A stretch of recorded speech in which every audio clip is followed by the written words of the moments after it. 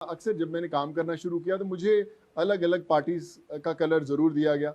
कभी किसी ने बोला आप इस पार्टी के बिलोंग करते हैं इसलिए काम कर रहे हैं, जब वो साबित नहीं हुआ तो दूसरे ने उस पर इल्जाम लगा दिया। तो मुझे हर पार्टी में घुमा चुके हैं लोग, फर्क नहीं पड़ता। तब कई पार्टी के लोग आपके साथ खड़े हुए थे, जी बीजेपी के थे, बाकी सारे पार्टियों के भी थे, लेकिन इस बार जो है सिर्फ अरविंद केजरीवाल ने आपके बारे में ट्वीट किया है या आम आदमी पार्टी के लोगों ने सवाल उठाए उस पर। तो ये क्या है, मतलब क्या कोई आपका कनेक्शन हो रहा है आम आदमी पार्टी से? लोग, मतलब कई लोगों का आरोप है कि उसके वजह से ये शुरू हो गया। एक तरीके से क्या कहते हैं कि आपको एक सिग्नल देने की कोशिश है, या ऐसा कुछ है आपको लगता है, या आप पॉलिटिक्स में जा रहे हैं, ऐसा कुछ है? देखिए, मेरा वाईफाई नहीं पकड़ता इसलिए मैं सिग्नल लेता नहीं हूँ किसी के। फर्क नहीं पड़ता, काम रुकना नहीं चाहिए। देखिए, पंजाब वगैरह कुछ ऐसा कुछ है? मैं 2 बार राज्यसभा जो सीट्स हैं छोड़ चुका हूँ। किससे? मैं ये नहीं पता बात कर सकता, मैं भी आफ्टर द इंटरव्यू में आपसे बात कर पाऊंगा। सोनू, आपने, आपका स्टेटमेंट हमने सबसे पहले पढ़ा और आपने उस पर अपनी जो आपकी तरफ से आपकी साइड रखने की कोशिश की है, लेकिन इनकम टैक्स डिपार्टमेंट के कुछ स्पेसिफिक आरोप है। सबसे पहला आरोप तो ये है कि आपने टैक्स चोरी करने की कोशिश की। जो इनकम आपके पास आता है वो आपने अनसिक्योर्ड लोन्स के रूप में लेने की कोशिश की है, और उसके बाद वो अनसिक्योर्ड लोन्स आपने एक लखनऊ बेस्ड कंपनी में, इंफ्रास्ट्रक्चर कंपनी में, कंस्ट्रक्शन कंपनी में उसको इन्वेस्ट करने की कोशिश की है। स्पेसिफिक आरोप। देखिए, सबसे पहले तो मैं ये कहूँगा कि जो लोग भी अपना काम कर रहे हैं बहुत अच्छे ढंग से कर रहे हैं। मैं पूरा ऐसा सिटीजन ऑफ दिस कंट्री में I abide by all the laws, और जो भी उन्हें चाहिए था हम लोगों ने उनको हर एक डॉक्यूमेंट दे दिया गया है, हर एक रजिस्टर्ड डॉक्यूमेंट दे दिया गया है। अगर आप बात करें कि जयपुर में है, लखनऊ में, मेरा उसमें 1 इंच भी जगह नहीं है। आज तक मेरा कुछ घर नहीं है, फ्लैट नहीं, कुछ भी नहीं है। जो भी चीज़ साथ में थी उसके रजिस्टर्ड डॉक्यूमेंट्स उनको प्रोवाइड कर दिए गए हैं हर एक। क्योंकि अभी हर एक, I don't know how much I am suppose to say, कितना मैं बात कर सकता हूँ उसके बारे में, लेकिन जो भी डॉक्यूमेंटेशन उनको चाहिए थी हर चीज़ उनको दे दी गई है।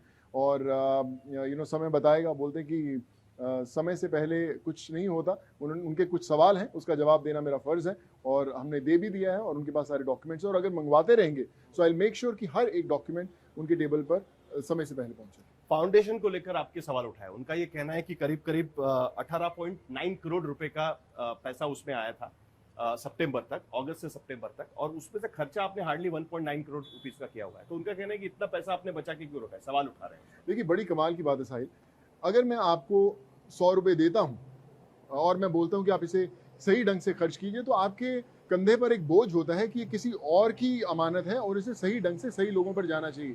अगर आप बाहर जाके एक इंसान को 2 इंसानों को बांट देंगे तो आपका काम तो खत्म हो गया, लेकिन वो सही जिस इंसान तक पहुंचना चाहिए वो नहीं हुआ।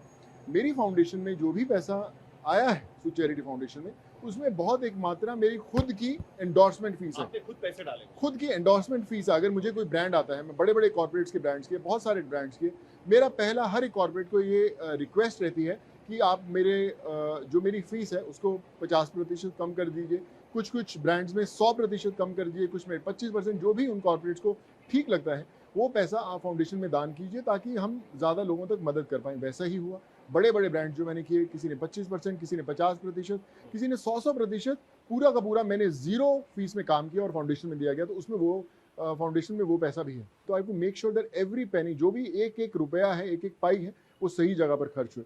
फाउंडेशंस में अक्सर क्या होता है कि जब आप, समय लिमिट होती है कि आप 1 साल के अंदर खर्चा करें, 1 साल में अगर नहीं खर्चा हुआ तो आप एप्लीकेशन देते हैं कि मैं अगले साल में खर्चा करना।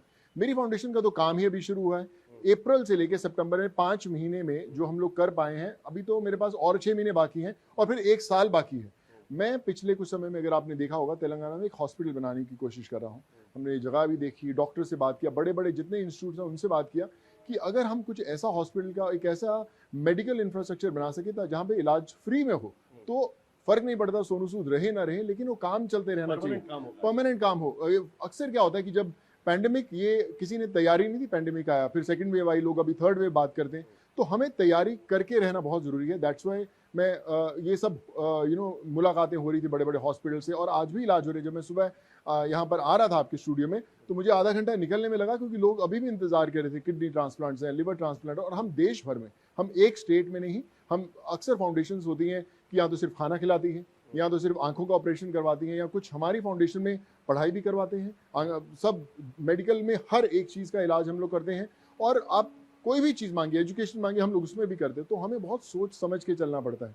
मेरे पास अभी भी समय है खर्च करने का, मैं करूँगा। तो अगर आप बोलें कि आपने खर्चा नहीं किया, तो मुझे शाबाशी देनी चाहिए कि आपने खर्चा सही करना है, इसलिए आप आराम से कीजिए ताकि वो सही हाथ में जाए। लेकिन 1 साल में खर्च हो जाएगा आपका कहना? ऑफ कोर्स खर्च होगा, अभी भी हो रहा है, मैं आपको बता रहा हूँ। और अगर हम पूरा नहीं कर पाए तो हम लोग वापस विल फॉलो द प्रोसेस कि अगर 6 महीने और लगते हैं उसको खर्च कर रहे हैं। ठीक है। आपने जो बच्चों का एग्जाम्पल दिया उसे क्राउड फंडिंग कहा जाता है। जी उसको लेकर भी इनकम टैक्स को दिक्कत है। उनका ये कहना है कि कुछ क्राउड फंडिंग ये फॉरेन से आया हुआ है जी। और जिससे की वजह से एफसीआरए जो जी फॉरेन से जो कंट्रीब्यूशन आता है जी। उसकी जो गाइडलाइंस है उसका उल्लंघन हो रहा है। उसमें 2 करोड़ रुपया आपके फाउंडेशन में जो आया हुआ है that is a violation of FCRA. ये आरोप लगा। बड़ी कमाल की बात है साहिल साहब, जब मैं ये पूरा प्रोसेस हो रहा था, मैंने एक एक डॉक्यूमेंट दिया था उनको। पहली बात तो मेरी फाउंडेशन में 1 रुपया नहीं है, not even a single dollar that has come to my foundation. Not even by crowd funding. Not even funding से भी नहीं आया। जी नहीं, क्राउड फंडिंग से भी नहीं, 1 रुपया नहीं आया। अभी भी वो उसी फाउंडेशन हमने मिलाप से रेज किया था। मिलाप एक बहुत बड़ा प्लेटफॉर्म है जहाँ पर हजारों कैंपेन्स होते हैं, फॉरेन में भी उनके फंड रेज होते हैं। वो मिलाप के आज भी, एज वी टॉक नाउ, आज भी वो पैसा उसी अकाउंट के अंदर है, फॉरेन के अंदर। पहली बात तो हिंदुस्तान ही नहीं आया, वो पैसा अभी भी ओवरसीज का जो अकाउंट है क्राउड फंडिंग का उसी के अंदर है। तो वायलेशन की बात तो तब होगी जब पैसा आएगा। तो हिंदुस्तान में पैसा अभी भी नहीं आया, उसी क्राउड फंडिंग प्लेटफॉर्म में है। और अगर हमने जो जो इलाज करवाए, हमने अपोलो हॉस्पिटल में कराए, मेदांता में कराए, जो भी हॉस्पिटल्स में हमने कराए, वो एक एक पाई जो वहाँ से निकली वो डायरेक्टली हॉस्पिटल्स में गई।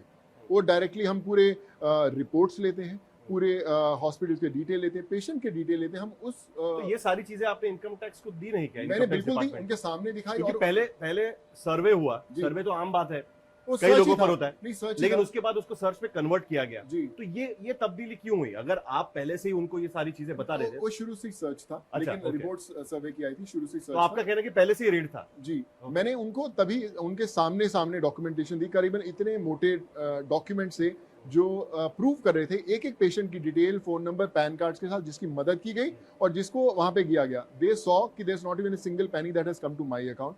मैंने उनसे भी सवाल पूछा था कि सर आप देख रहे हैं कि 1 रुपया भी मेरे अकाउंट में नहीं आया है, वहीं पे पैसा पड़ा हुआ है, और हमने पूरी डिटेल्स भी दी विद डॉक्यूमेंट्स, फिर ऐसी बात क्यों बाहर आई? सो दे वर ऑल वेरी नाइस, पर उन्होंने बोला कि इट्स वी आर प्रोबिंग, हम लोग सोच रहे हैं, हमें ऐसा लगता है, आप अपनी सफाई दीजिए। और सफाई क्यों तो ऐसा लगता है उनको? क्यों ऐसा लग रहा होगा? दुख की बात है कि अगर आपने देखा है कि कुछ आया नहीं है तो फिर वैसा ही होना चाहिए था। बट फर्क नहीं पड़ेगा, आप देखेंगे कि कुछ समय बाद जब उधर से ही आएगा कि हाँ सब ये अकाउंट से ही है, पैसा वहीं मैं पे। इसलिए पूछ रहा हूँ जी। क्योंकि पेंडेमिक के समय पे आपका मतलब ऑलमोस्ट जिसको स्पीड डायल कहते हैं उस तरीके से हो गया था। किसी को तकलीफ है, किसी को अगर जाना है कहीं पर, तो फोन किया आपको, आपने फ्लाइट अरेंज कर दी, अभी आपने और कुछ कर दिया, ट्रेन अरेंज कर दी। उस वक्त भी कई लोगों ने सवाल उठाया था कि सोनू सूद के पास पैसा कहाँ से आ गया जी। इतना, यहाँ से इतना खर्चा कहाँ से कर रहे हैं, जी। कौन है इसके पीछे? जी क्या इसकी वजह से उनको लगा या कोई और कारण आपको लगता है? देखिए, मुझे लगता है कि जब आप हम बचपन में कहानियां सुनते आपको हैं, सामना का एडिटोरियल याद होगा, सवाल उठाए थे या आप पर। बिल्कुल ये मैं पहली याद- बार नहीं है कि कोई पहली आप पर बार। सवाल तो उठा। मुझे क्या है ना, अक्सर जब मैंने काम करना शुरू किया तो मुझे अलग अलग पार्टीज का कलर जरूर दिया गया। कभी किसी ने बोला आप इस पार्टी के बिलोंग करते हैं इसलिए काम कर रहे हैं, जब वो साबित नहीं हुआ तो दूसरे ने उस पर इल्ज़ाम लगा दिया। तो मुझे हर पार्टी में घुमा चुके हैं लोग, फ़र्क नहीं पड़ता।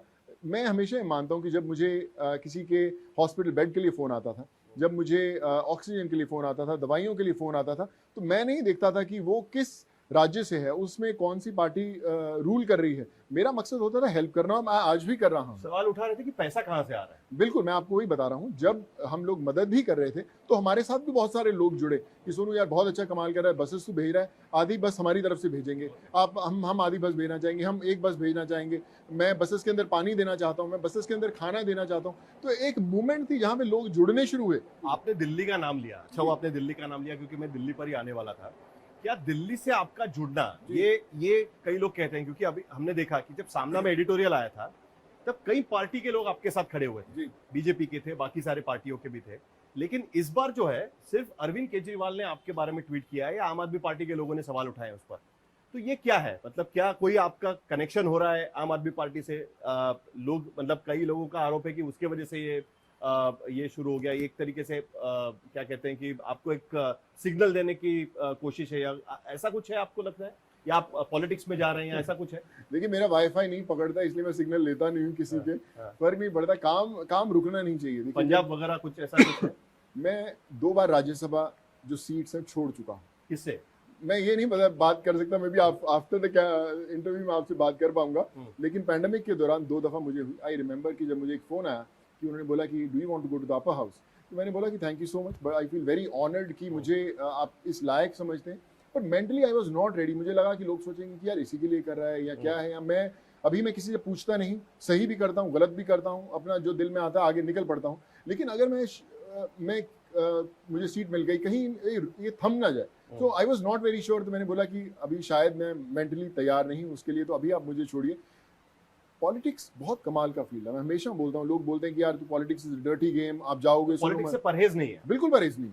मुझे लगता है बहुत कमाल का। अगर पॉलिटिशियंस अच्छे नहीं होंगे तो देश कहाँ से चलेगा। आज हम और तो आप भी जा सकते हैं पॉलिटिक्स। देखिए, मैं वही बोल रहा हूँ, मुझे परहेज नहीं है। जब मैं मेंटली रेडी होऊंगा तो मैं अपने छत पे चढ़ खड़ा होकर जोर से सारे पूरी दुनिया को बताऊंगा कि आई एम रेडी और मैं आ रहा हूँ। मुझे उसके लिए छिपाने की जरूरत नहीं है, मुझे उसके लिए कुछ सीक्रेट मीटिंग्स करने की जरूरत नहीं है। जब मैं मेंटली रेडी होऊंगा तो मैं मेंटली रेडी होऊंगा और मैं पूरे डंके की चोट पर आऊंगा।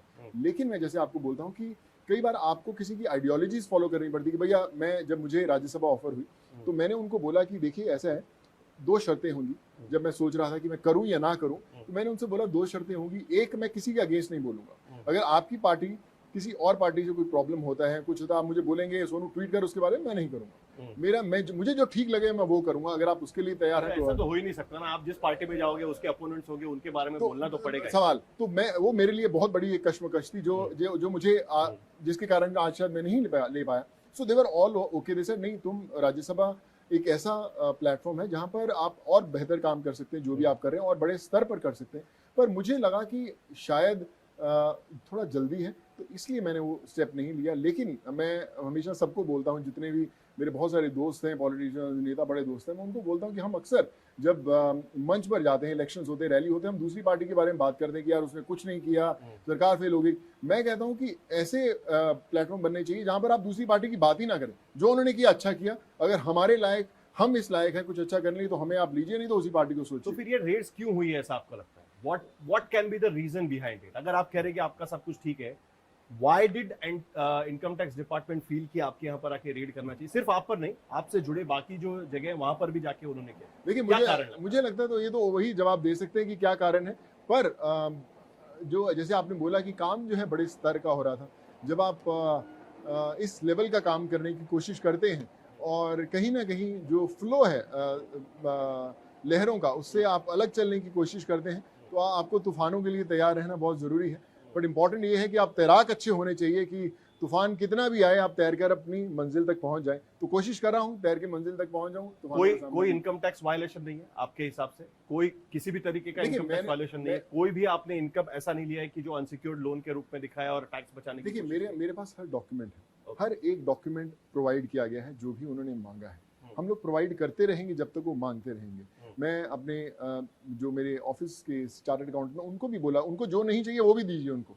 मेक श्योर कि हर चीज़ सही हो, कोई डाउट ना हो उनको। तो हमारी कोशिश रहेगी। लेकिन अगर कहीं हमें लगता है और उन्हें लगता है हमने गलती की है, तो हम उस गलती का दंड भी लेंगे। तो idea is to come out clean, and हमारी कोशिश पूरी